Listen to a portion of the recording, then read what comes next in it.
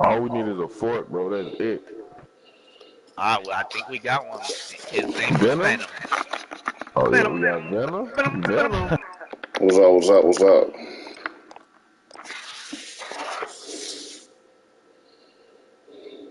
His name is Venom. Sounds like a killer. Right there, we need some dubs, no. We didn't have no mic, but no. What's up? What's up? What's up?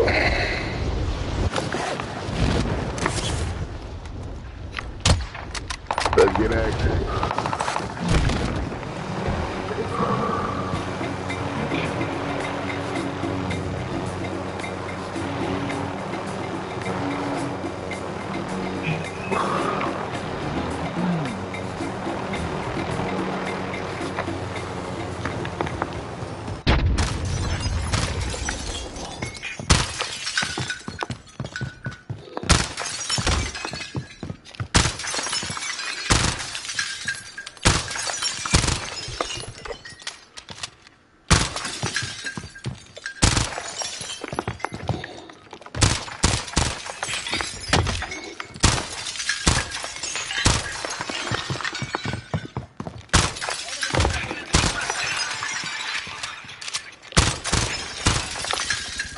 There you go, Venom.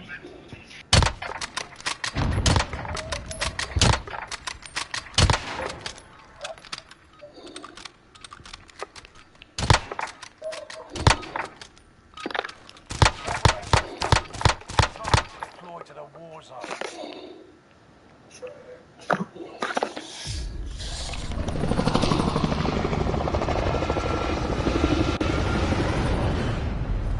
Let's get it.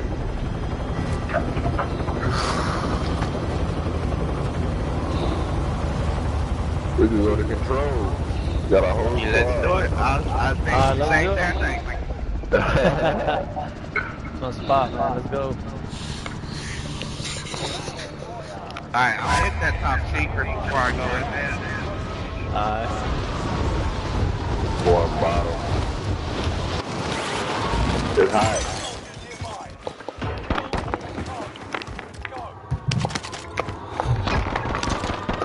Oh, I got two motherfuckers up top.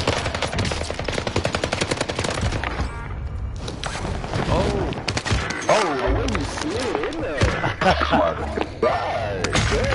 Came out of nowhere. What if I load out already? What? Is that what happened? Yeah.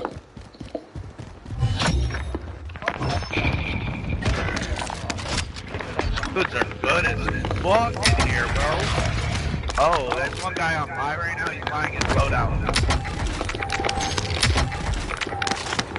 Yup, they just popped it on roof. That was with my money too. Oh, that's disrespectful like a motherfucker.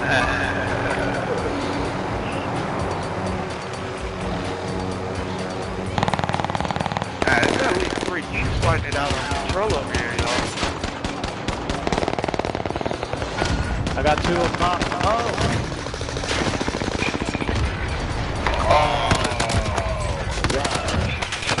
Damn. Go, bounce. Oh, shit.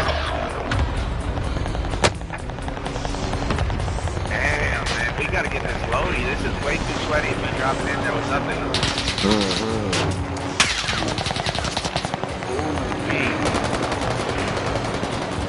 You gotta regroup. I ain't going back there. I gotta regroup. Yeah, Venom, you got 3 Gs, man. Why don't you just hit, whatever buy you buy? Hold on. Let me play that. Oh shit! God damn, I had a guy come right behind me.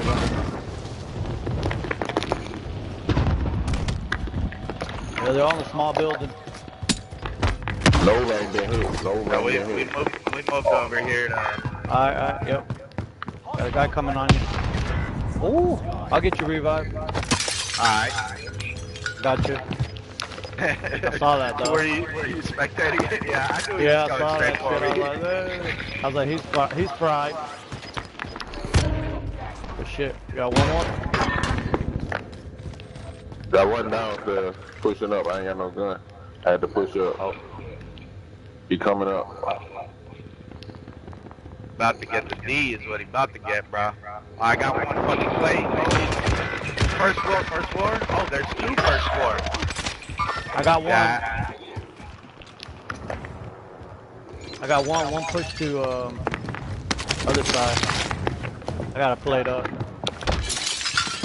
My God, Venom still got his fucking selfie, man. Venom going crazy. Yeah, I ain't fucking around. Oh, got him.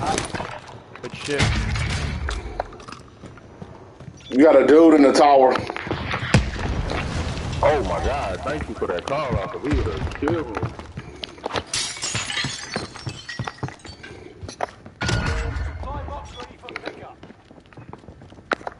Hey, I got munitions out over here. Basement. Hey, they got a loading right here, so they're gonna wanna drop right back in there. Dropper on headquarters. Oh, fuck my life, bro. Hey, I'm safe right here. Fuck. That was from Where did he shoot you from? Above roof. Bro, you fucking kidding me, bro? Yeah, roof up headquarters now. They're right up there.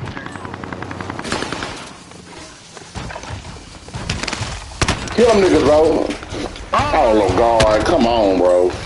Sanchez, I saw you. Don't peek. Wow, imagine. I got killed from the other house.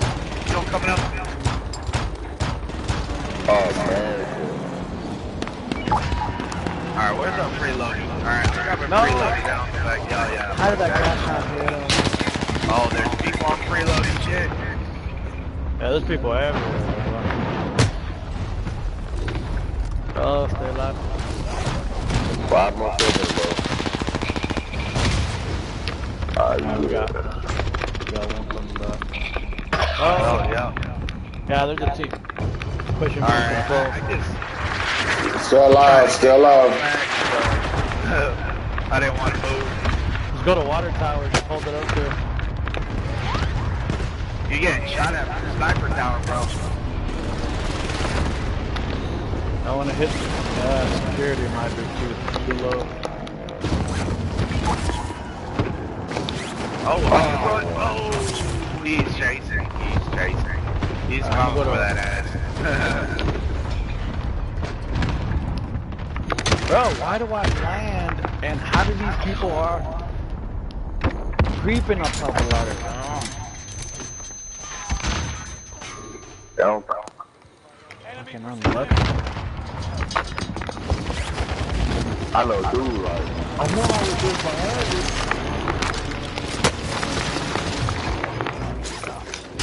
I don't even know where the fuck to land anymore, man. I'm gonna hit it up over here with purple. I'm about to buy loaded. If I don't die.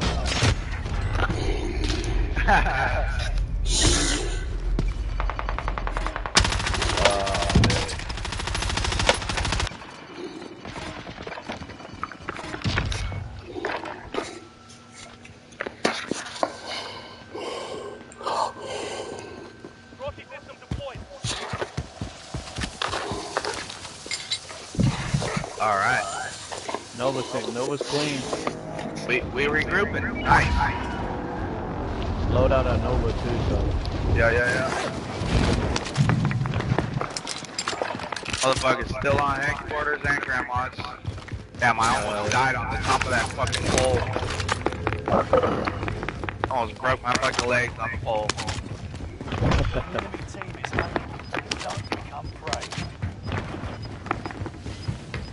Drop me sniper bullets. Who got sniper bullets? Yeah, bro, I got some right here. I got like 16 I could. Good, I'm good.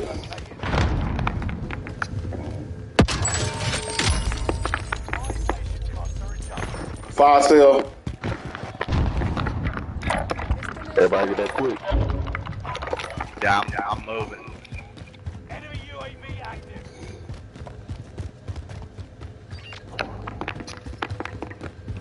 Hey, drop that money for me. I'm gonna get a UAV with this my money. I'm gonna get Hey, a can somebody get some plates for me? I still don't have a single plate, bro. Hey, somebody we got a push him. guy. Somebody push him. Enemy UAV active. Oh no, he going back to the road. Enemy advanced overhead. Be mindful.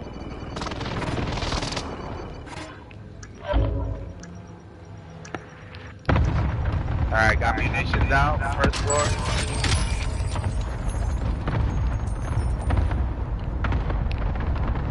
There's an extra precision by the buy if somebody wants it.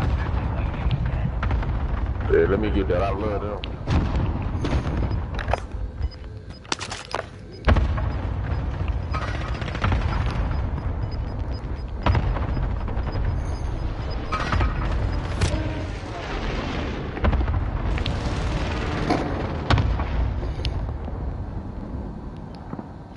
I got a couple guys over here at Grandma's.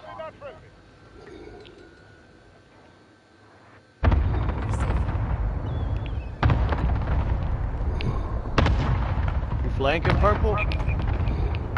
I was, but they sent a precision on me, so no. Oh, that's from the Got people roof of prison, and water tower. He's down. The dude on water tower's down.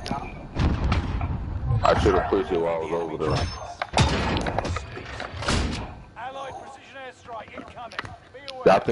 Y'all think Nova gonna be the good spot? Yeah. No. Yo, somebody dropping on us, red building. Yep, I see that.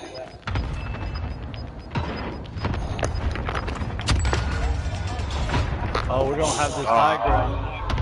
I'm pushing red building over here. Nobody in the top floor, but there's people way down below me. Best high ground is gonna be top of Nova. There's a guy right underneath me right now. Yeah, he's underneath this building right here. Oh look, he's sniping from Grandma house. And somebody just got brought back over there. Watch out, Orange. They sniping from Grandma house. I'm looking. Yeah, one flew in, I think. I ain't got no heartbeat, so I can't check. Shit. There's two right here. One's broken. They gonna have to move. They gotta move. Grandma's house. But just clear them out. Hard, bro. There's one broken right underneath me, and then there's one guy right here. One's down.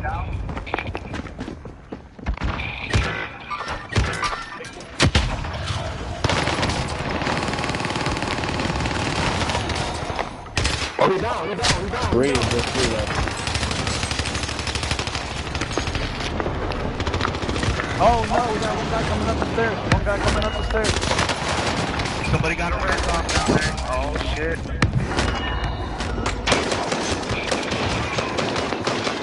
Fuck me. Put that precision on you. Oh. Enemy precision airstrike.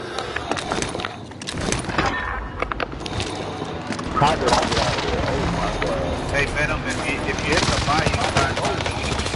Oh, come on here, bro. Fucking gas mask. Yeah. Venom popping out over here.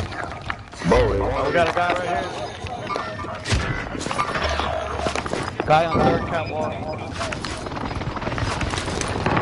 He's just camping up there. Purple, he's right above you to your right. On the catwalk. Right there. Give me up, Purple. Purple. Put that Purple, come to me. precision on him. Fuck it. Purple, come to me. Okay. Alright.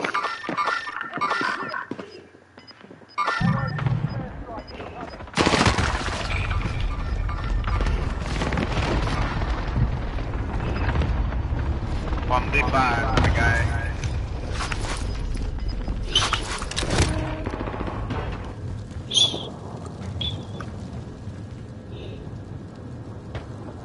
Man, I'd semtex the shit out of them as soon as they start dropping down. Yo, what's the bag of money on that bot station? Buy me back. Double semtex. You ain't got enough money, bud. Yeah, you do. He's right there. Oh, wow. After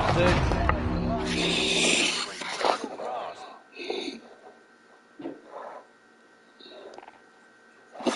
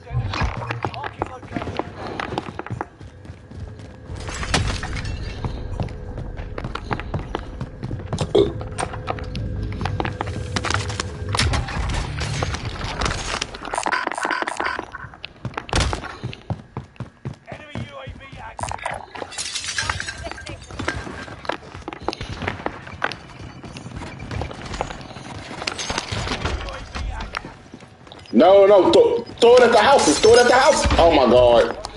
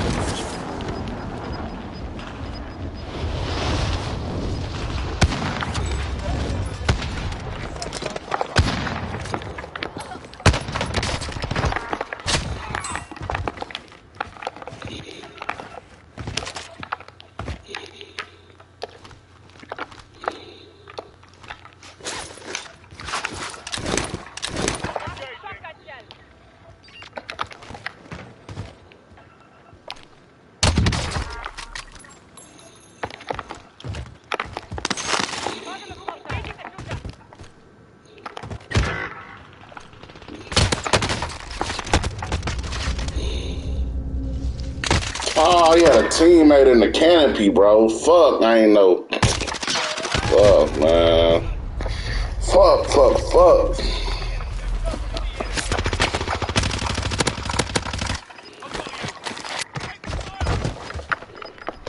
Buy me back, Blue. Money, buy me back, money.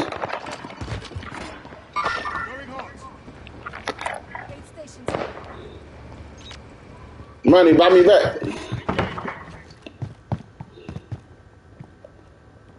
Money, buy me back, bro.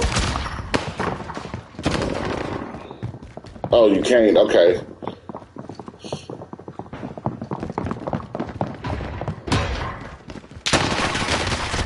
Oh my God. Wow. Purple, buy me back, Purple.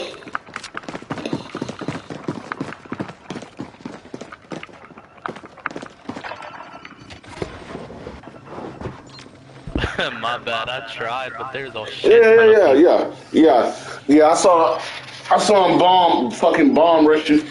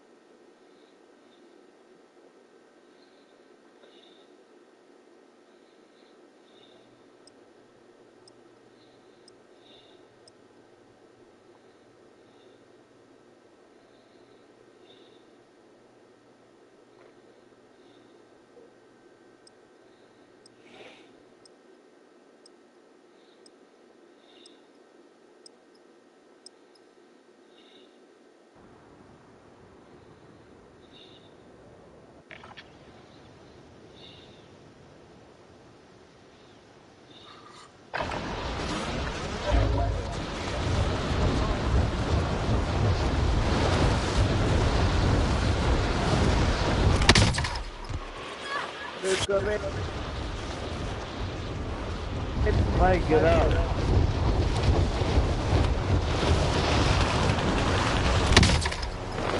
Hold on.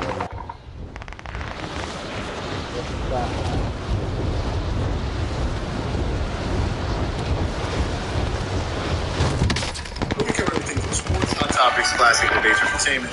When we give you guys a first perspective, right? It was supposed to be.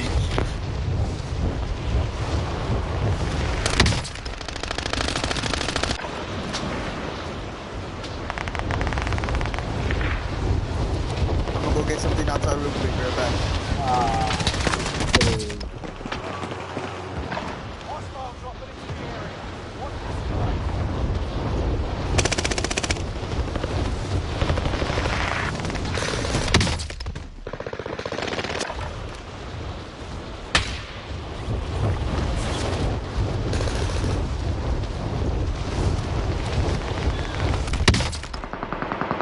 Never mind, I'm here.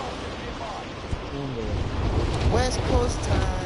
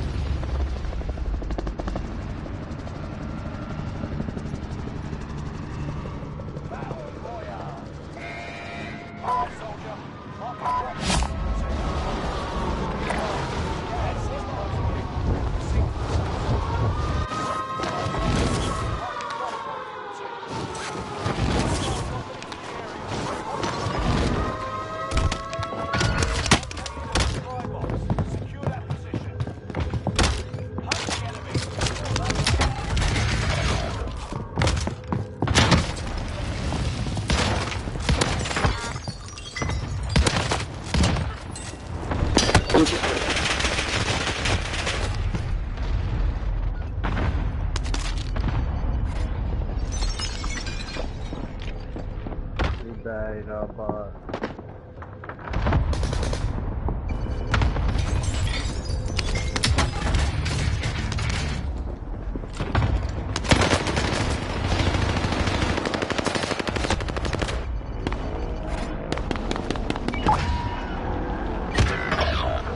that's easy.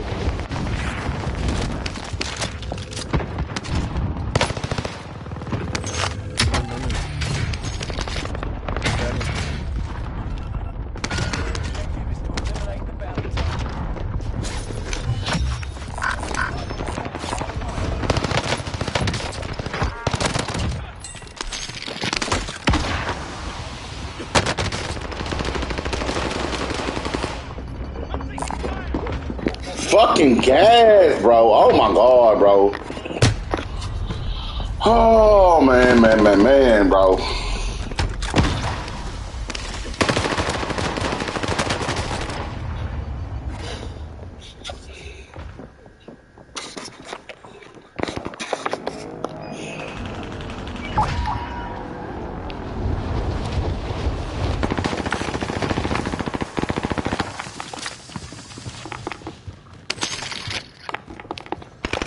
Enemy soldier nearby.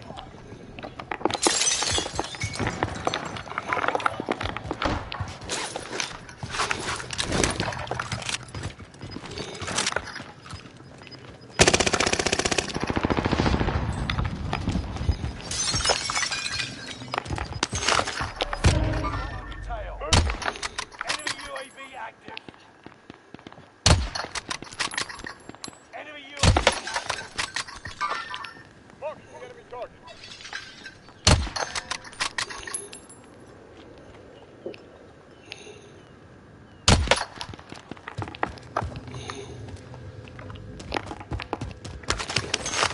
Enemy UAV active.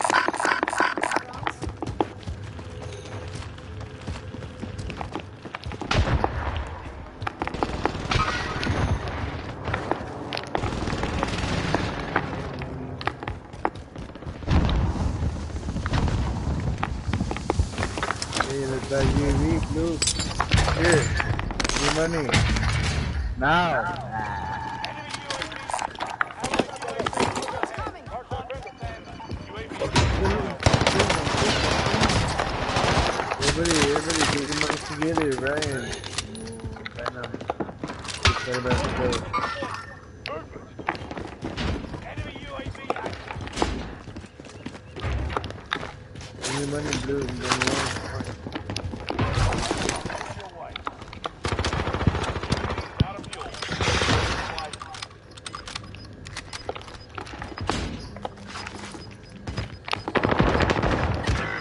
oh, right here. God. Inbound. Safe zone relocated. I'm coming back to my shoot. Gotta get a UAV out of grandma. To eliminate the bounty target.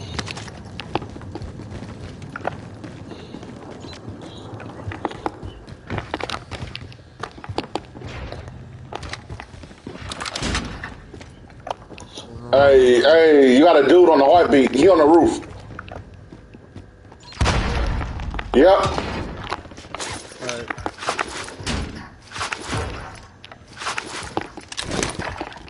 I put my Hostile dropping into the area. Watching skies.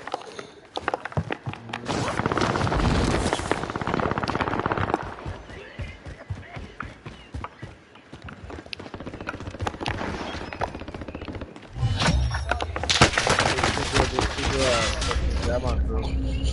Raise me, Blue. Blue, come on. Yo, somebody fucking raise me, bro. Damn. Yo, Ryan, what was that? Come on. Whatever you got, put it over there. Put it there. That's just like grandma. Hostile dropping into the area. Watching skies.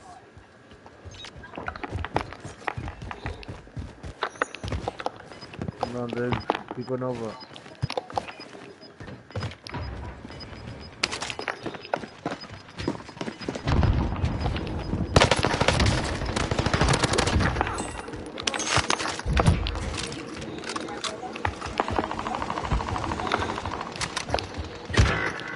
Me.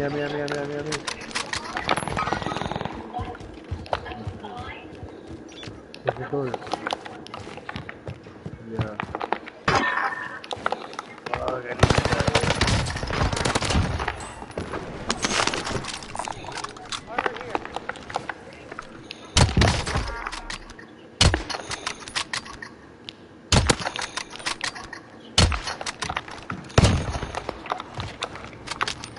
Let's keep on moving.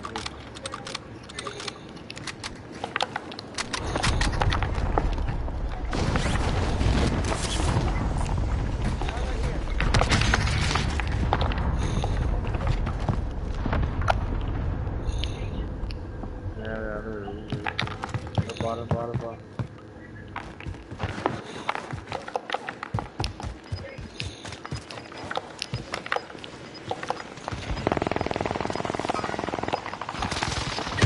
Behind us. Good pinch. Gas inbound. Safe zone relocated. Oh, pick me up. Hey, why you always do that shit? Oh my god.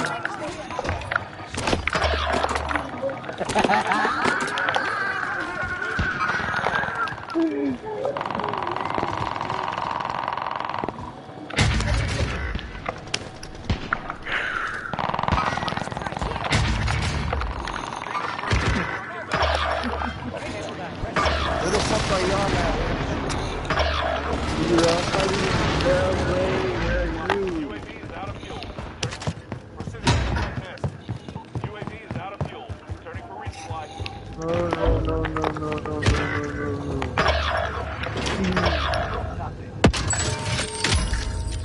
Fire sales done. There's no team on that shit. What the fuck? I forgot to ride with us yesterday anyway.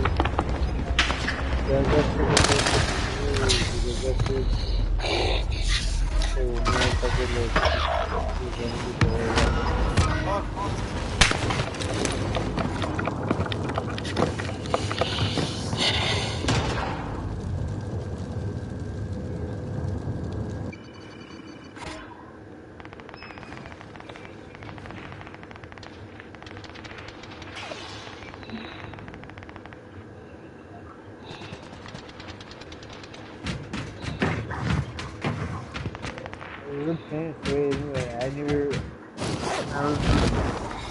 I was,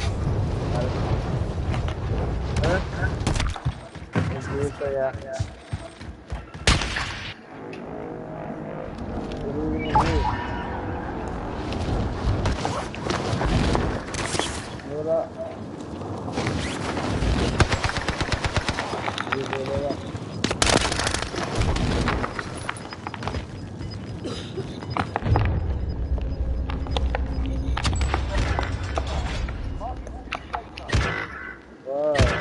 Someone on the tower. Enemy cruising. Watch your heads.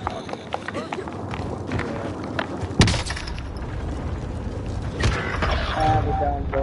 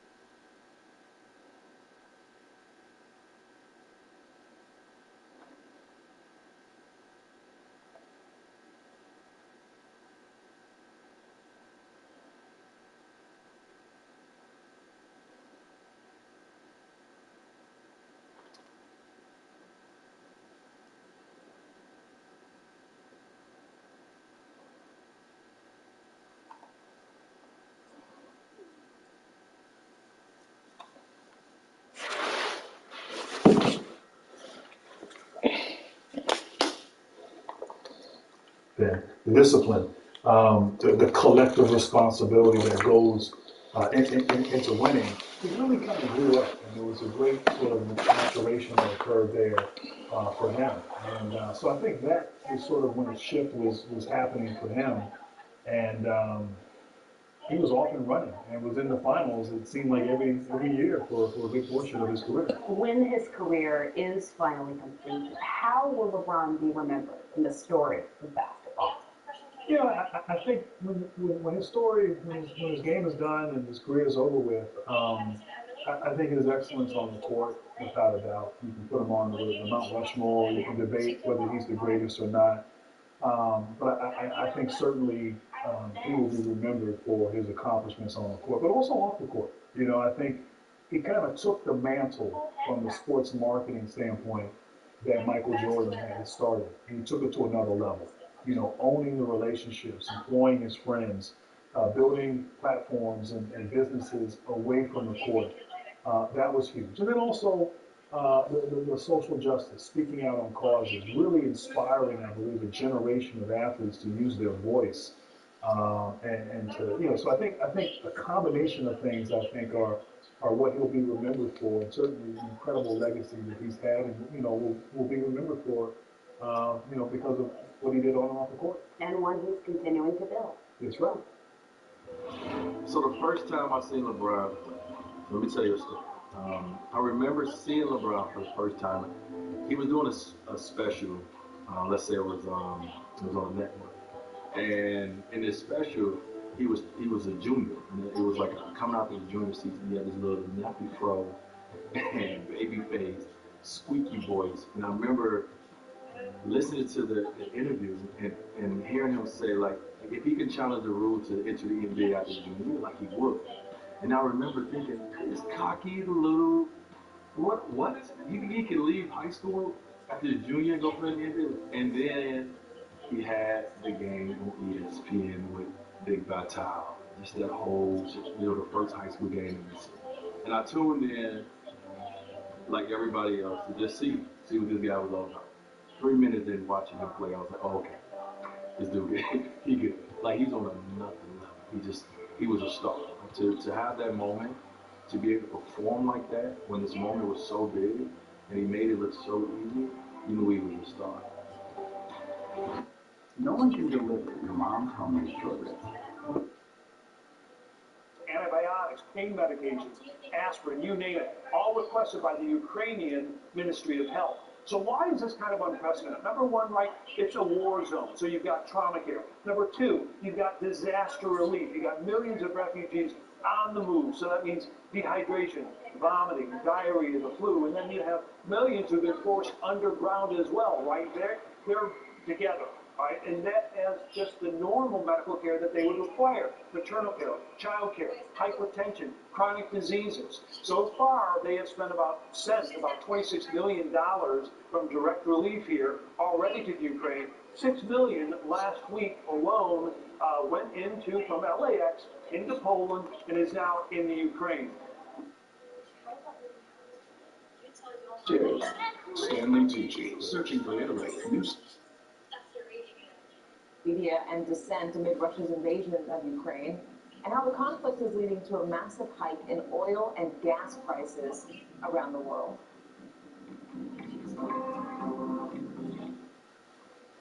At Leaf Filter, we're on a never-ending journey to end gutter cleaning forever. Whoa! Way too dangerous, Bill. Think about it out loud. Way too clogged, Melissa. Those black holes become serious. It's incredible about Tupac. Tupac died when he was 24.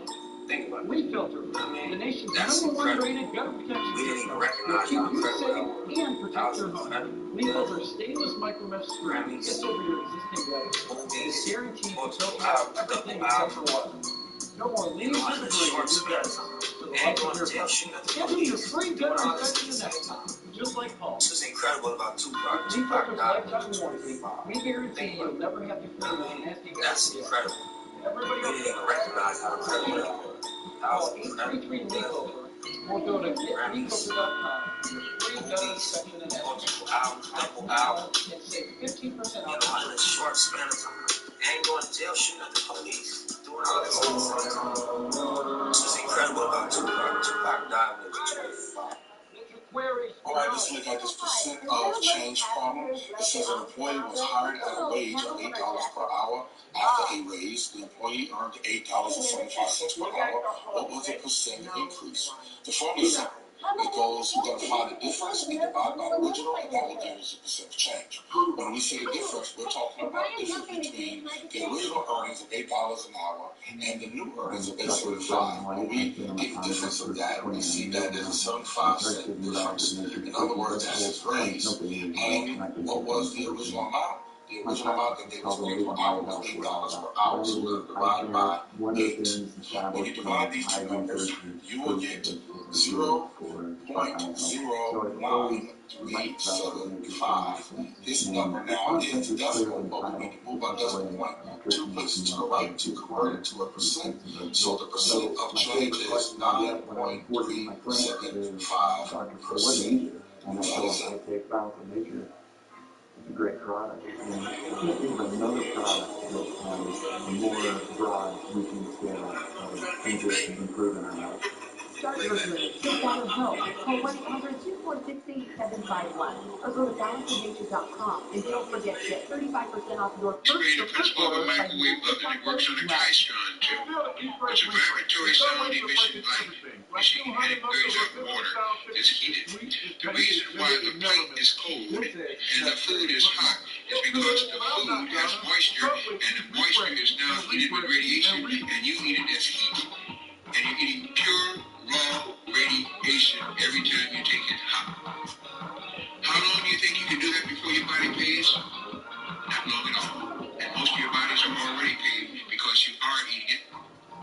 To go along, as you said, with the bad water, with the bad air, with your genetic modified food, the chemtrails. Then you go and you get a shot. Not a boost. A vaccine. An inoculation. What's my you haven't gone through enough hell. Now you gotta for my glass. So with my windshield crash, I chose Safe Light. They replaced the glass and recalibrated my safety system. Be on so Paul with hope. I send him shit because I know he gonna say shit that I just can't. So what's the 3 songs you? But I'm like, for real, why you care so much what the Dixie chicks say? It's not like they political scientists, and they just they sing good. You know what I mean? Stop worshiping celebrities so much. Don't listen, pay attention. I remember right around September 11th, Ja Rule was on MTV. That's what it is about Ja Rule. Let's see what y'all's thoughts are on this treasure. Who gives a fuck with Ja Rule, man, at a time like this? Like, this is ridiculous. I don't want to dance, I'm scared to death. I want some answers that Ja Rule might not have right now. And when bad shit happens to me, I've been in the crib like, oh my God, this is terrible. Because nobody believes. Find Ja Rule, get hold of this motherfucker so I can make sense of all this. Where is Ja? So mean, he played that song. More than 4,500 protesters were detained on Sunday alone, according to a watchdog. They print money, they don't print time. You also talk about that Denzel is your idol as far as acting. Oh yeah. So when you see, I don't mess with the young lady's name. When you see the young lady interviewing Denzel and she mentions your name and he didn't know who you were, break that down when you seen it and how you felt. When you watched the TV, like, oh, Denzel, who you talking about? Damson Idris from Snowfall. He is the... No disrespect, Damson. No disrespect, Damson. Oh, I don't know who that is. No, it was insane. So I was at home. My phone was wow. I'm at my house. By myself. Yeah, by myself. And my phone's like blowing up. And it's like a bunch of articles and stuff like that. People are calling me. And it's like, oh, well, it's a tragic situation. This is crazy. Russia's an interesting information space. I could be standing in Red Square now. He does that on my phone. That was funny though. That was funny. But hey, man, like it's a new day. You know, it's a new day, and you know you can bash Moscow, Hey guys, Dr. Greg. Putin used to boast For about years it, we've tell talked people about that it the wasn't an authoritarian state. But now, coming from an authoritarian state to a totalitarian state, where one man rules everything, where there is not allowed to be any dissent, where virtually not be any other political party. And that's the situation that we're in now. It's unfortunate for Russians. The other thing that's always funny about the Russian information space is that even though Russians could listen to Western media or watch Western media, they overwhelmingly get state information. But you guys can imagine what he's saying. As somebody who spent so much time here in Russia, I wonder if you're watching what's happening. What do you think?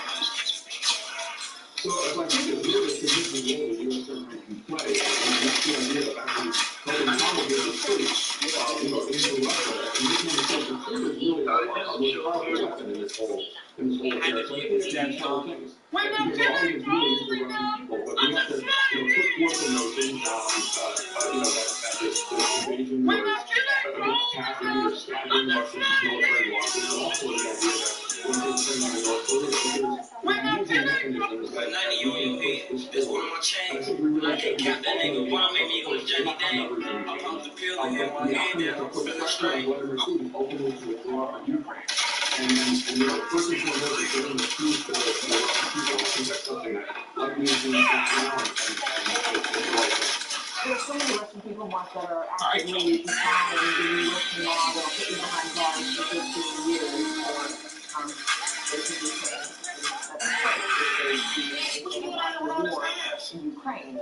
Thousands of people protest, Hella ass, the sun is. What you want out of watchdog groups. How effective can the Russian people be in pushing back against this authoritarian government? Sure, so I think that, there are also there are multiple audiences of this if we're talking about information operations. So it's going to be the Russian people, and if they come out not just 1,000 or 10,000 or hundreds of thousands, it's going to be effective. But also this message, is going to the Russian military forces in Ukraine, it's going to the Russian oligarchs.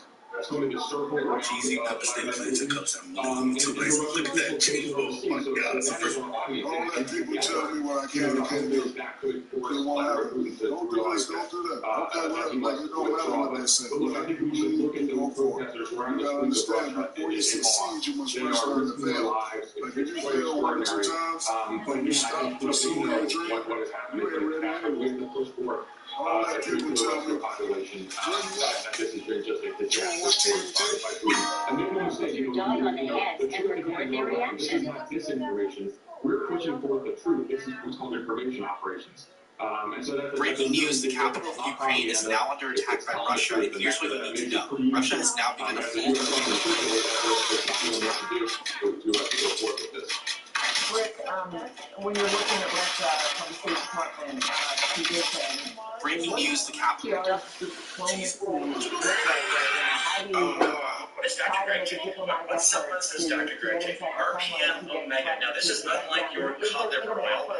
There are times when my high-sensitivity C-reactive protein, that is an inflammatory marker on labs. Now, that marker should be 0.3 or less. So there have been times where my Russians now will be cut off from the world economy. They won't be able to do any of the things that civilized people of the West would like to do. That, we hope, will drive Putin to the bargaining table. There's no diplomacy right now.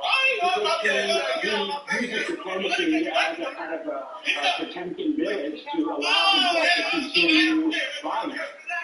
The point about sanctions and the point about the U.S. companies cutting off Russia is it's a long game. Bro, you know you don't watch my The idea that ordinary Russians don't want to live in a totalitarian state where they don't have any of the things that they want. I disagree somewhat with Mark in the sense that what the long-term purpose is to have Russian demonstrations that do cause regime change. Because as much as Putin fears sanctions, as much as he fears weapons, as much as he fears NATO, what he really fears is democracy and people wanting to express themselves. And that's what happened in Russia in 2013 and 2014. Hundreds of thousands of people protesting. I thought that was pathetic. I thought it was extremely pathetic. And like I said, I thought it was very distasteful from a fan base of an organization that has the most championships in the NBA. Like let's not be so like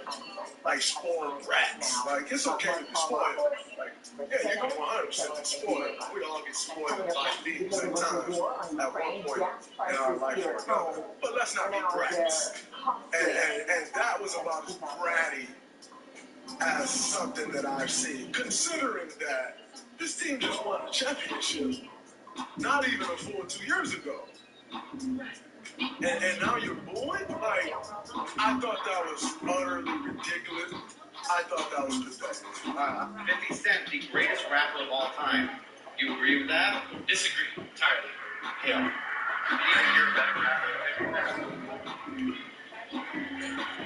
I don't know, man. I don't know.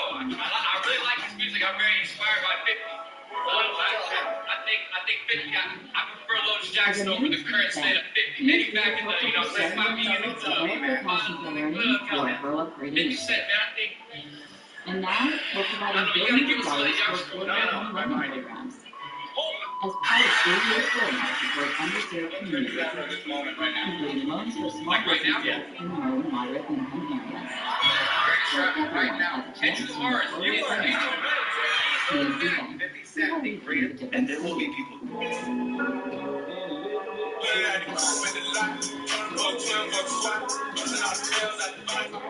How possible for a young man to look at more beautiful new women in one day than any man in history had ever seen? That's not nothing.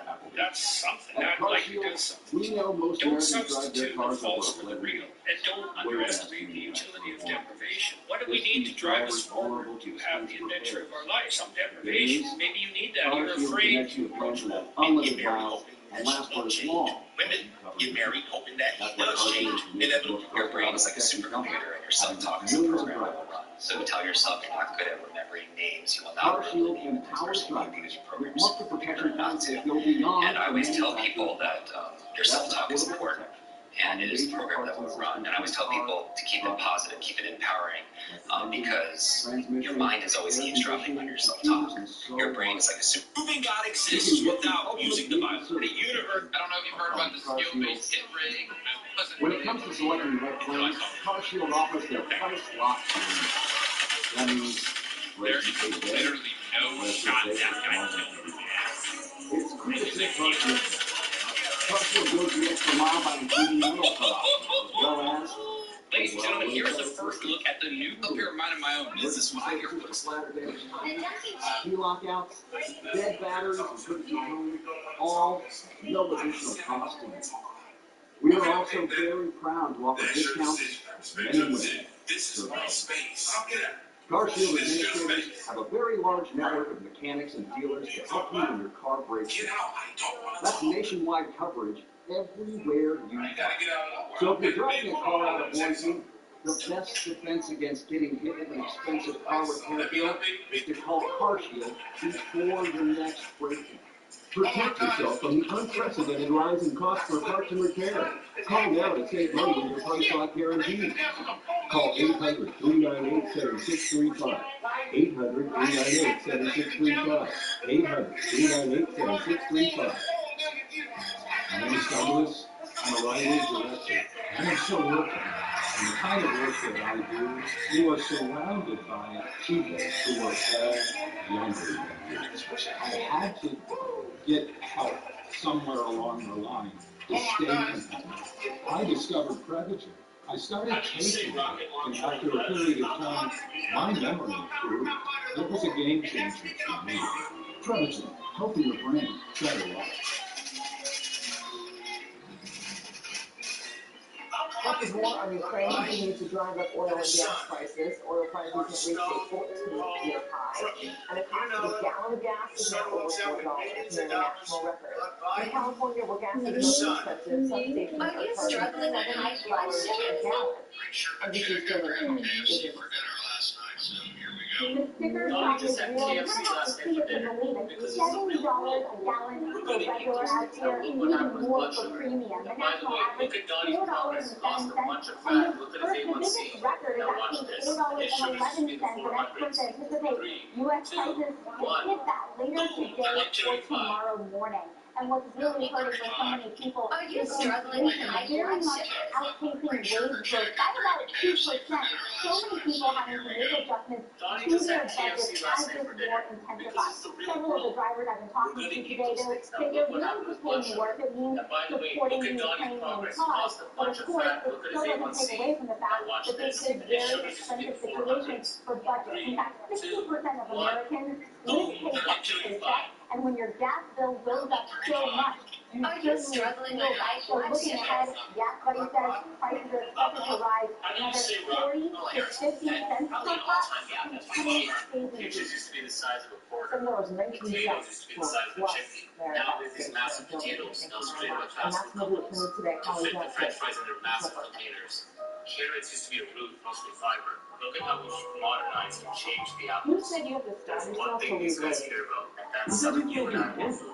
They don't get paid on how many nutrients, vitamins, minerals, phytochemicals, they make money based on size and taste. This article came out in 2011 on solar pollution. Look at the reduction of the vitamins and minerals in our foods. At one study concluded you now need 8 oranges today to get the same amount of vitamin A as a grandparent from Hub 1. Find out what this stuff in our environment and this stuff, diabetes is skyrocketing. It's my you ain't got no hot sauce and help me hot sauce for what? I said I want it damn thing. A plan that gives you the chance to grow your savings and create cash flow that lasts. Along the way, we'll give you ways to be tax efficient, and you can start, stop, or adjust your plan at any time without the unnecessary fees. We'll help you go from savings to living. Right now, the big switch is happening across the country. Small businesses are fed up with big bills and 5G maps that are mostly gas. They're switching to T-Mobile for Business and getting more 5G bars in more places. Save over $1,000 when you switch to our Ultimate Business Plan for the lowest price ever. Plus, choose from the latest 5G smartphones like a free Samsung Galaxy S22. So switch to the network that helps your business do more for less. Join the big switch to T-Mobile for Business today.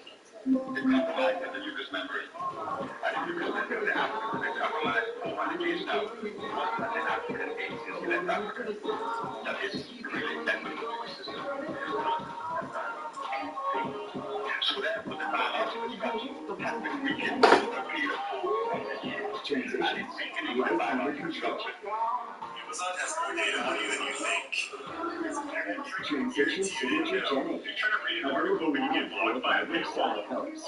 Transitions. In your icon at the top right, click Disable JavaScript at the bottom, then refresh the page and hit F12 again. If you knew the consequence behind a choice you made, $2,022 made that choice. I ain't gonna tell you that you're gonna die over here by having a bad choice. We agree to that. It becomes heavy. It becomes your behavior. You heard? Now you put yourself on the dog spot. You know, the wise brother told me, right? I accept failure, but success is free. If you knew the consequence behind a choice you made, but you still made that choice, I ain't gonna tell you. Oh my gosh, you guys, I think I have found my new obsession. We're on the green. Let's talk about soccer.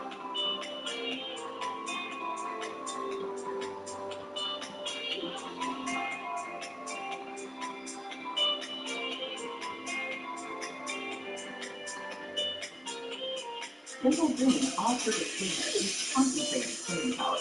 Use full strength for tough messes or the root for everyday broken skills. For heavy delayed cleaning jobs, these got you covered. Simple Green all-purpose cleaner for every room in your house. When it comes to cleanliness, less is more. Elite gives you long-lasting cleaning and pain with fewer pills than Tylenol. Instead of taking pills every 4 to 6 hours, Elite works up to 12 hours, so you can focus on what matters. Elite, less pills, more relief.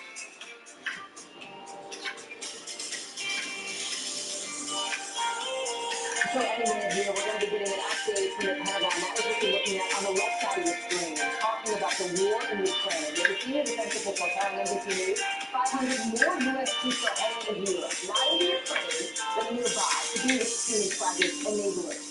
And at the White House, as we speak, new reaction on the potential for a ban on Russian energy imports. We're going to tell you what spokesperson Jen Psaki is saying as we speak about that and the bipartisan push on the Hill for it. All of it. As we keep our eye on Wall Street in this last hour of trading, stocks are down. We see the Dow import there. The price of oil is up. What it means for how much you're paying and will be paying for just about everything.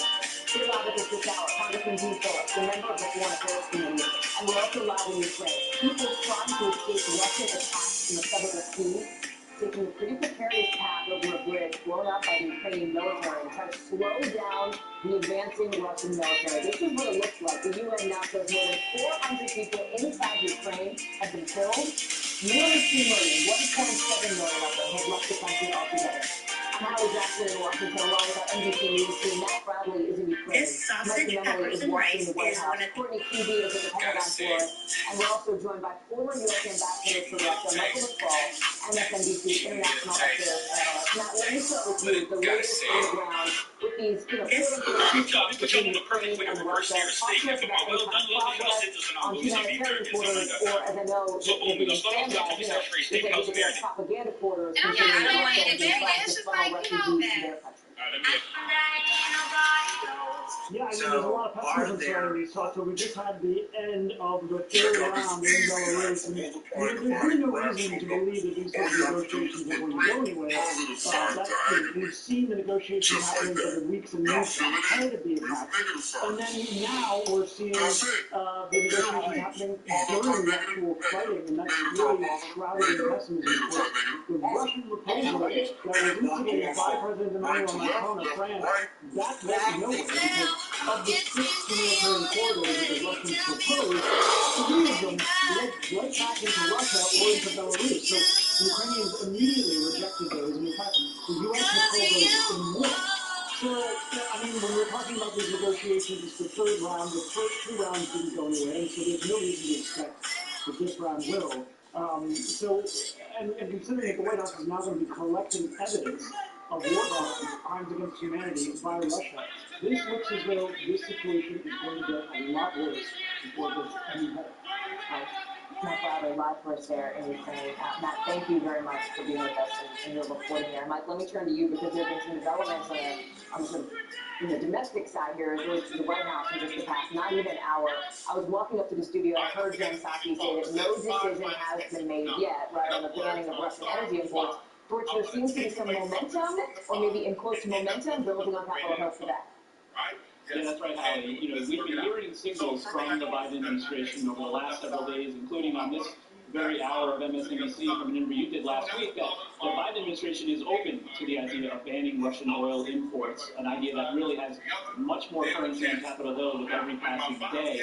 And so when we saw that the White House schedule, the president's schedule, was updated this morning to include a meeting with a phone call with some of our world allies, the Prime Minister of the UK, the Chancellor of Germany, President of France, it seemed like a signal perhaps that we were moving towards a potential announcement. Because we know, Hallie, everything the administration has been doing at this point has been in lockstep with our allies. And the fact that that announcement has not come, the fact that Jen Psaki, as you said just a few minutes ago, said no decision has been made is significant, because I think it speaks to potentially a significant moment. We are seeing that unanimity, that sort of agreement upon our allies of doing things in concert with one another, fracturing somewhat because of domestic political pressures.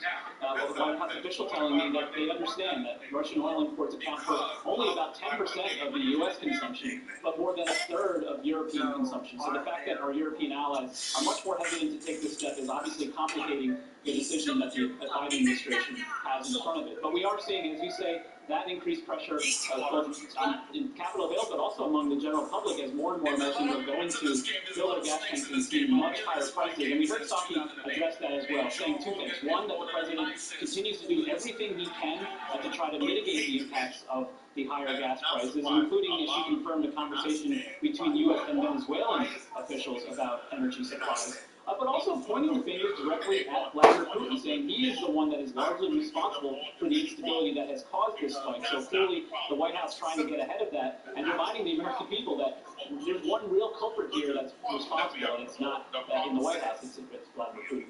To the point that Mem is making, Sahil Kapoor, by the way, joining us now from Capitol Hill, you have, and I've heard it from a Democratic lawmaker here, Senator Joe Manchin, who as recently as not even 24 hours ago said, hey, people will understand if we put this ban in place and then gas prices go up, the American people will get it. They understand that this is sort of the price of democratic freedoms abroad, et cetera, and it's sending a message to Russia.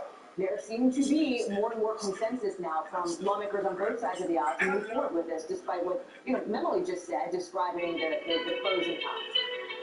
That's right, Holly. There does appear to be some movement on this. Top tax writers in Congress say in a joint statement they have a legislative path forward on banning Russian oil imports as well as imports from Belarus. This is coming in a joint statement released by the office of Kevin Brady, the top Republican on the Ways and Means Committee, who said there are other elements that have been agreed to as well, including using U.S. influence in the World Trade Organization to suspend Russia's participation in empowering President Biden to raise tariffs on products from Russia and Belarus, and giving him the authority to restore normal trade relations under certain conditions. Now, I should caveat, we have not seen a bill yet, and we have yet to hear from the other tax writers as well as congressional leaders in terms of the path forward here, but this does reflect a growing appetite, as Mike Maloney just pointed out on Capitol Hill, to use American economic might to impose crippling sanctions on Russia's economy, as well as a $10 billion package of aid that is moving separately in Congress, attached to the government funding bill expected to pass later this week for humanitarian and security assistance to Ukraine. The one thing that lawmakers overwhelmingly oppose is the idea of a no-fly zone, the sort of military trigger that could spark a full-scale war between the United States and Russia. That remains off the table. But in terms of economic sanctions, the appetite for that seems to be growing by the day. Hallie? Courtney, let me turn to you, because in just about, we think, 7 or 8 minutes from now, if he's on time, we will hear from the Pentagon Press Secretary where you are. I know you have to get into that room for it, but a big question here is what's going to happen with the U.S. providing, allies in Europe backing them up with planes, for example, or helping Ukraine with additional firepower. So this idea that has been gaining increased momentum, particularly on Capitol Hill, is the idea that Poland would supply MiGs, so fighter jets, an older generation fighter jets, to Ukraine, and the United States would backfill with some U.S.-made jets, most likely F-16s, what we've been hearing a lot about. And it's true, according to a defense official, that yes, this is something that the Biden administration is considering. It's something that they are working through, whether it's even possible, and how if the United States will be able to provide these fighter jets, and exactly how quickly. But no decision has been made at this point. And the defense official also pointed out, look, if Poland wants to go ahead and provide these MiGs to Ukraine, the United States would certainly wouldn't stand in the way of that. We would most likely support that move. The big question here is, what can the U.S. do, and how quickly? What we do know from an operational perspective, how is that Russia has now committed roughly 100% of all of the Russian forces that have been amassed around Ukraine during the large buildup of forces in the past couple of months. Nearly 100% of those are now inside Ukraine. Russia has also, to date, since this military campaign began, they've launched more than 625 missiles of all different ranges and types. And we now know, according to a senior defense official, that Russia is trying to bring in some foreign fighters. Specifically, the official said that Russia has been trying to recruit Syrians to go to Ukraine and to fight on behalf of the Russian military there. And the official made a point of saying, look, what does this say about the strength of these more than 170,000 or so Russian forces that are there in Ukraine, that the Russian government is now looking to Syrians to come in and help them fight. Also, from an operational perspective, it's important to point out, yes, much of the Russian military has been stalled, particularly in the north and the east, but they are still making some advances on the south. So the military campaign there continues. We are seeing heavy bombardments from the air, particularly from long-range fires in some of the cities in the north and in the east side. Courtney Kuby, thank you. I know you have to get into the room. We will see you there in just a couple of minutes. Mike Memo saw it before. I know you're all going to be close to your cameras as well. Thank you. Ambassador McFall, let me go to you, and let me start with what we discussed a couple of minutes ago. This ban on, importing Russian energy, Russian oil. Mike, I think, directly addressed the daylight, at least the little crack of daylight now between U.S. and European allies on this front. How effective would it actually be? Because actually, I've seen the U.S. position But this is the first time it makes sense. I'm sauntering along when this delicious looking vegetable presents itself right for the sun. We don't import that much. We don't import that much oil from the Russians. By the way, a lot of what we import and most of you have heard this death export, that's something I think a lot of Americans don't even understand. We need to cut this oil off right now. It is immoral for the United States of America to be spending dollars to support this war. Nancy Pelosi's right. This is going to happen within days. My prediction, I have urged the Biden administration to get ahead of it rather than be responding to Russia. This is a no-brainer. And by the way, the oil price in the world is set globally. So this notion that if we cut this off, it's going to affect our prices here, it's not the way it works. It's a global market price. So that's a no-brainer. Should have been done days ago. Making oxtail a little bit too nice. You cannot tell me that my Jamaican accent not fine. So first we're going to hit it with some oil, some adobo, some garlic powder, some black pepper, and some browning. Now we're going to add some fresh garlic and thyme, a green onion and yellow onion, some fresh bell peppers. Now we're going to sear them both sides until they're brown. Add everything back. Now we're going to hit it with some water just to cover it. You got to add the scotch brown peppers and pimento seeds. Now we're going to add some butter beans with some onions done. Now we're going to stir it up. You know I got a blood clot that stop playing with these girls. Jamaican oxtail a little bit too nice. You cannot tell me that my Jamaican accent not fine. Walk along that joint. So first we're going to hit it with some oil, some adobo, some garlic powder, some black pepper, and some... Here's how much money the real life gym. I looked it up so you don't have to. Are you looking to get better food? People come to me all the time. They're like, Joe, I know. Coach was feeling himself during pregame. Forgive me if I'm misreading your tone, but you sound pissed. Well, this is the worst war since World War II. What Putin is doing today mirrors what Hitler did to Poland in 1939. I think people need to get their heads around that. This is not just some small war abroad. This is in scale and scope the largest conventional war we've seen in Europe since 1939. This is not just a fight for Ukraine. This is a fight for freedom around the world. Putin wins and he subjugates this country. He won't win long because it'll eventually. Here's how to build your own app without knowing how to code. Go up to nigga plug in and Tesla, nigga rubbing on my dots with some ketchup. It makes our allies in the Middle East, in Southeast Asia, partners of ours, in Europe, nervous about our credibility. So I think people have to get their heads around how big of an event this is. We've been going too slow. It's time to move past it. Let me ask you about something else. WWE's given up Brittany Griner. They're still with a lot of questions about what is going on with that situation. I believe from what I've been told that as we were having a conversation, the press secretary of the White House was asked about this. We've only heard this very minimal analysis of information from the State Department so far. Obviously, her safety and security here. And this is the fact that she's being detained in Russia after apparently vape cartridges were found in her luggage. She claims overseas in Russia. Part of what's going to be studying this for too. Russia says the oil is derived. How does this get resolved? How does this get resolved? And that's the result. This is so hard. Obviously not with WNBA superstars. Like Jonas as a U.S. ambassador and turned much more cooperative terms. And people need to know. Americans need to know. People that own companies in Russia need to know. There's no rule of law in Russia. So the consular affairs needs to do what they can.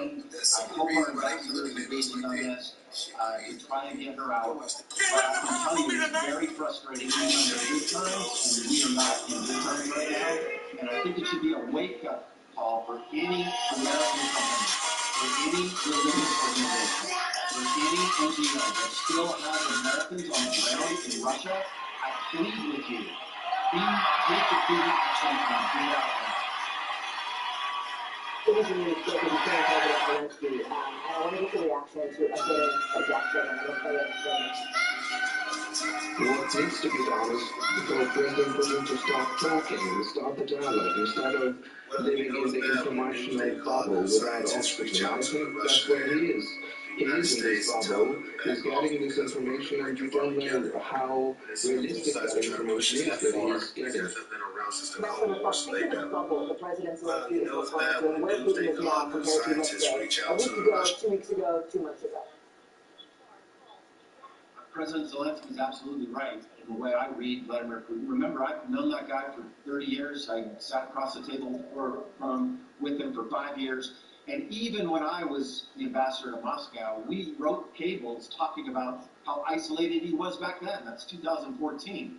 He doesn't have the word advisor to President Putin is an incorrect word. He doesn't listen to his advisors. He gets all his information through secret channels. Those people have an incentive to falsify what he does. And when you listen to him talk, as he just did a couple days ago, you know, he talks about Ukraine in ways that are not understandable. Like the Nazis that are running things there. He's believing his own propaganda, and that makes him really dangerous.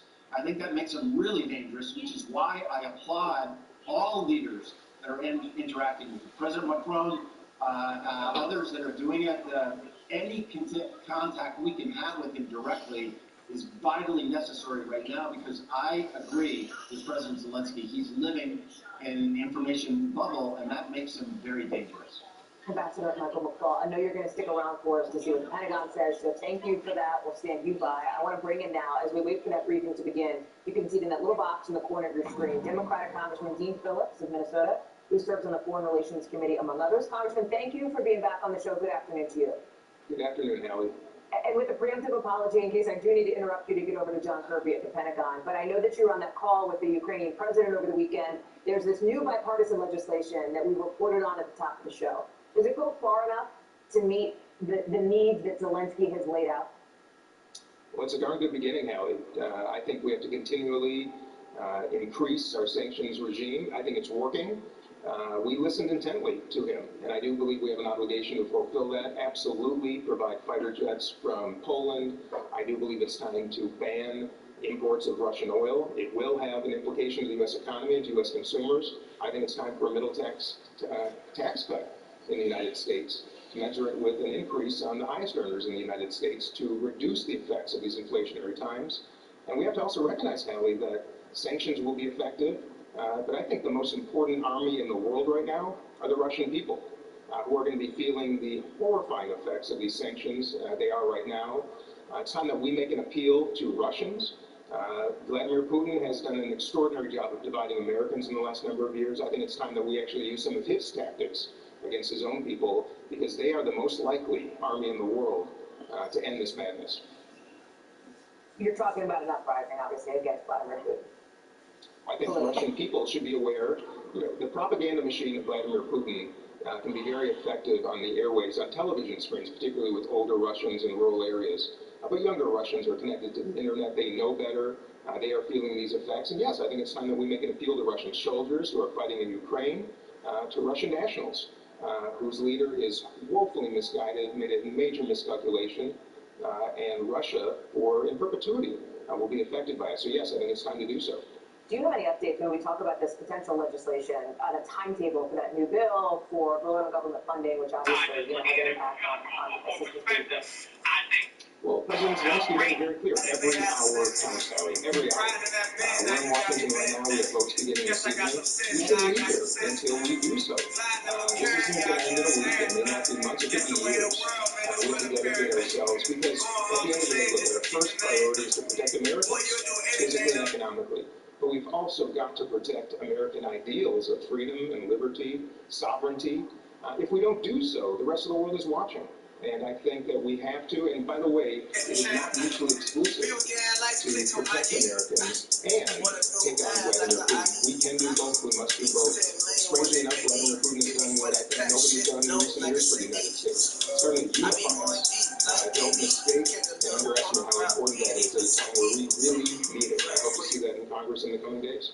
Congressman Dean Phillips. I had many more questions for you. Thank you for being with us for at least that. We want to get over to, we appreciate your time. We want to get over to the Pentagon. By the way, which I thought were absolutely hilarious. Everybody thought. Skip Ellis thought it was funny. Shannon Sharp definitely. And Shannon Sharp's reaction was like, Skip, what is that? Like, what? That is hilarious, right? To me, that was pure comedy. So to me, I thought that was totally fine, right? Because Russell Westbrook was averaging those triple doubles, and he was tearing it up in the league. There were highlights of him all over the place. It was only fair that when you're not performing well, some more highlights. Now, the Skip Bayless turned it into a comedy scene, sure, but you know they're doing it for TV. Now, it seems as if, however, that there was one person that didn't like the fact that, apart from the fact that they were doing highlights, he was also making fun of Russell Westbrook's last name by calling him Russell Westbrook.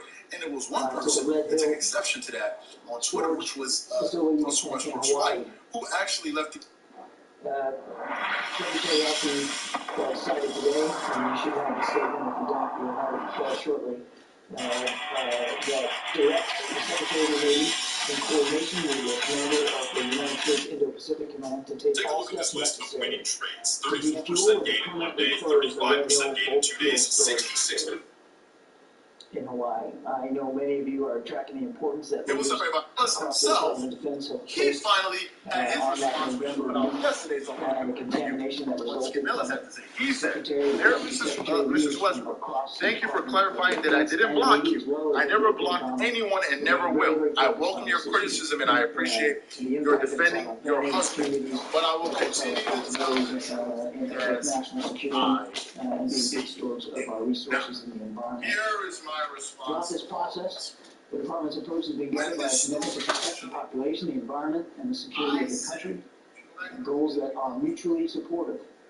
As the Secretary outlined in his direction to the Department of the Navy, the Department of Defense launched a thorough review of the facility's long-term future, work that was grounded in analysis and completely aligned with our focus.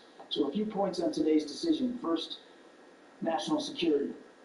We will defuel Red Hill and reposition the fuel to land and afloat locations. This will meet our national security objectives by better positioning the United States to meet future challenges in the Pacific region while ensuring environmental stewardship and protecting the population. Secondly, as the Secretary noted, we're going to be able to take care of our people and the community. We are committed to mitigating the impacts of the November incident, and we are restoring safe drinking water to all affected residents and providing best-in-class sampling and testing to ensure the continued safety of the drinking water. And finally, we're going to complete environmental mitigation efforts for the Red Hill drinking water well and any other impacted areas, and continue to engage the community on land use. One additional note, which I believe many of you are tracking, the Commander of the U.S. Pacific Fleet has directed a command investigation into the releases and contamination of the water supply. When that review is complete, the Navy will publicly release the report and continue to work closely with the Department of Health in Hawaii about pursuing follow-on actions. That work continues. I want to end by noting that the Secretary's decision is not considered by the Department to be some sort of quick fix. We have work to do. We know that. Across the enterprise, with elected officials from Hawaii and local organizations, and of course with our military families, many of whom have suffered as a result of that leak and that contamination. We're going to stay transparent, as fully transparent on this work as we can. We're going to continue to update you and them as actions are taken. But we do believe that this decision by the Secretary today marks a significant first step in the path forward. With that, take questions. Bob. Thank you, John. On Ukraine, I wonder if you could discuss sort of the overall direction of the Russian campaign in Ukraine. I'm thinking in particular, for example, of their increased use of long-range fires, artillery, and rockets in recent days. Is this an adjustment by them? Is this a new phase of the war? Are they compensating for problems in other areas? Or how would you describe it for us where they are right now? With the caveat, Bob, that we don't have perfect visibility into Russian plans, what we believe is happening as the Russians continue to get frustrated and slow down, and they really haven't made any noteworthy progress in the last few days. With the exception of down south. In the south, they continue to have some progress, but up in the north and northeast. what we assess is that they continue to get frustrated. They continue to rely now more on what we would call long-range fires. So this is bombardment, missile strikes, long-range artillery into city centers that they aren't in yet, at least not on the ground in any significant number. So we're seeing that, and of course that has been leading to, as you would expect it would, when you're relying more on long-range fires, you're going to cause more damage, and you're going to kill more people and injure more people. And so that's what we think is happening. That's what we're seeing them do, and we think it's because again they have not been able to make up for the lost time that they continue to suffer from on the ground in terms of the advancement of ground forces. Not taking control of any of the cities yet? Is that, I wouldn't say no cities. I mean, we do assess that Kherson fell to the Russians around the coast of the Sea of Azov, a town called Verdansk, we believe they have control over. Certainly we believe that they're in control of that power plant up near the Dnipro River that we talked about last week. So some smaller towns as they continue their advance down south. In the north, we do not see them have any control over Kyiv. Kharkiv, still a lot of heavy fighting outside Kharkiv. And of course, Kharkiv is really becoming a victim to a lot of these long-range fires. And then in that town to the northeast of Kyiv called Cherniv, they still are attempting to encircle the city, but they're not taking it yet. So again, I think down south we see them have a little bit more success and some control over some local population centers, but up in the north, not so much. The other one that I would note is Mariupol on the Sea of Azov, just to the south of Donbass.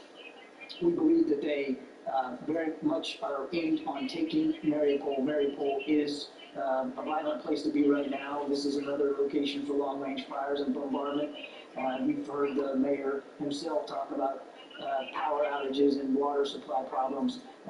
We believe that they are trying to encircle Mariupol as well, but they have not done it yet.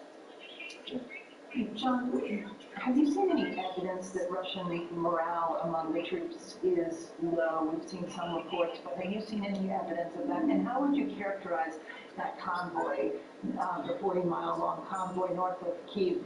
If it doesn't have tanks in that convoy, where are those tanks? Where do they go?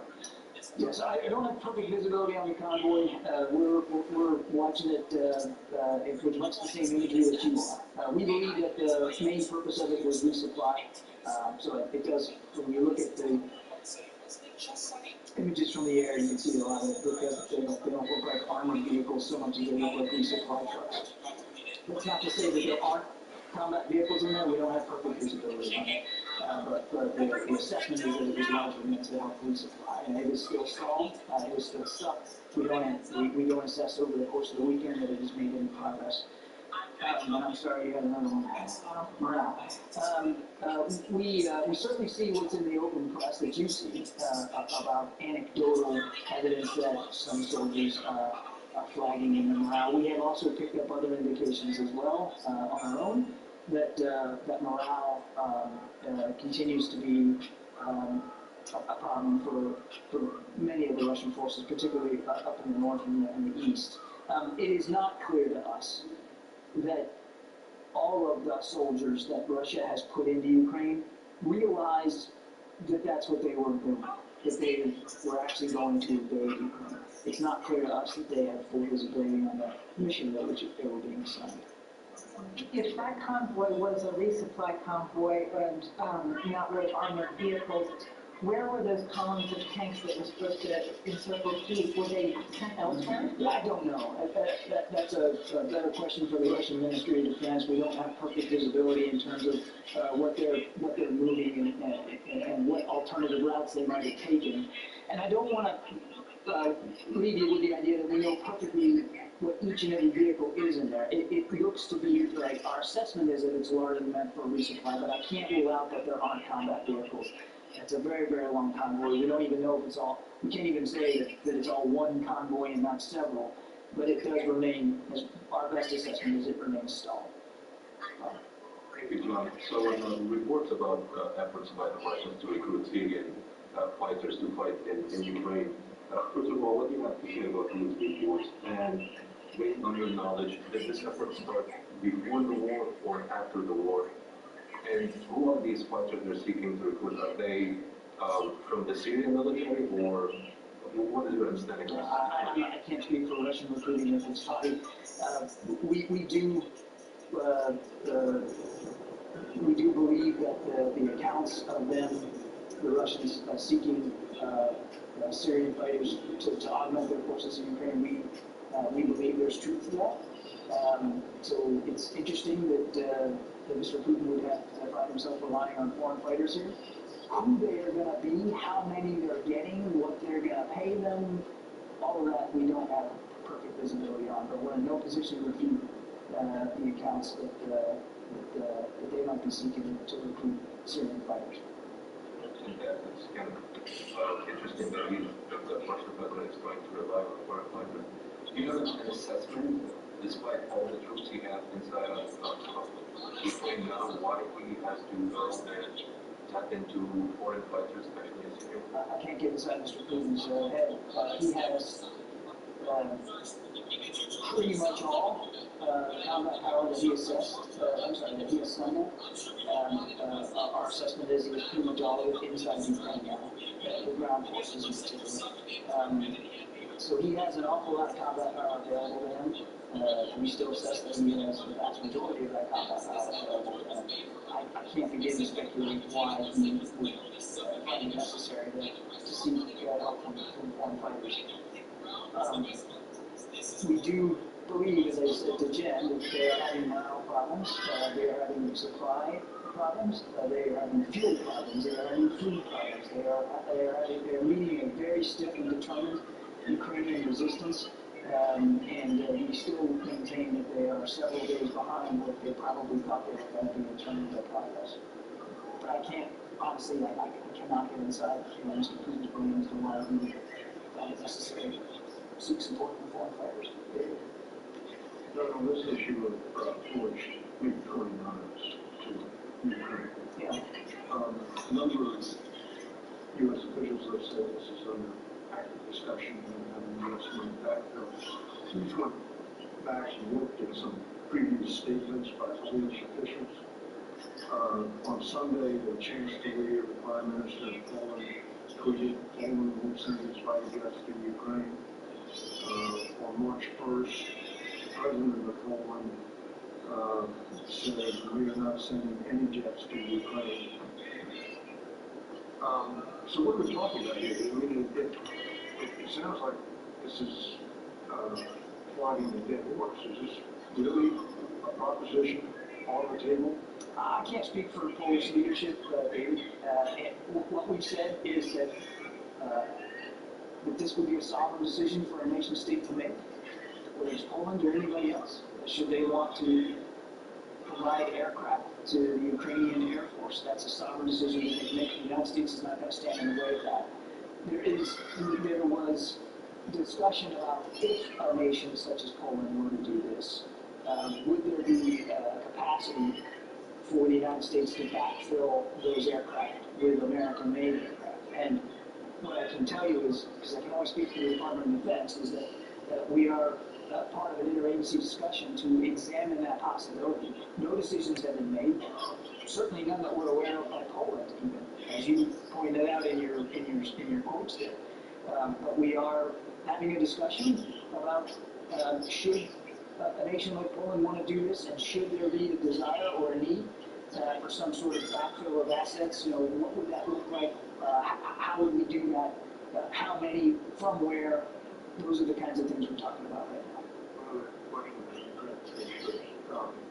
Former U.S. Commander General Greenlaw has said that some Ukrainians have been trained to fly the A-10, and that there are, I think he said, 6 A-10s in storage available for transfer to Ukraine. Is that under consideration? I've not heard anything about A-10s, and I can't verify the numbers that are quote-unquote in storage. Yeah. Mr. John, I wanted to ask about Red Hill. Are there relief or assistance going to still be available to affected military families And you also mentioned environmental mitigation. Can you give us a sense of the scope of what needs to be done on that site? How long it might take, or even a dollar figure? Can't give you much of a dollar figure timeline. Let me just talk process for you. Well, before I do that, the impact to families obviously is foremost on everybody's mind. I don't want to speak for the Navy. They're working very, very hard to get these families back safely to their homes and to take care of them where they are. I would refer you to the Navy to speak to the specifics of that. But as I said, and you'll see it in the Secretary's memo, I mean, taking care of these folks is a paramount concern to him. You have been on Press Secretary John Kirby, who, for the majority of his Q&A with reporters so far, has taken questions and has made some announcements regarding the Russian invasion of Ukraine, the war with Ukraine. Virtually no progress, the Pentagon assessment, that Russian military is having in the northern part of Ukraine here. As a frustrated Russian military now relies more on long-range attacks. They do assess that resupply convoy, largely resupplied. You've seen the images. That's the one that's something like 40 miles long north of Kyiv, is still stuck. There are other indications, the Defense Department says, without specifying what those other indications are beyond open press reports, that morale continues to be a problem inside the Russian military.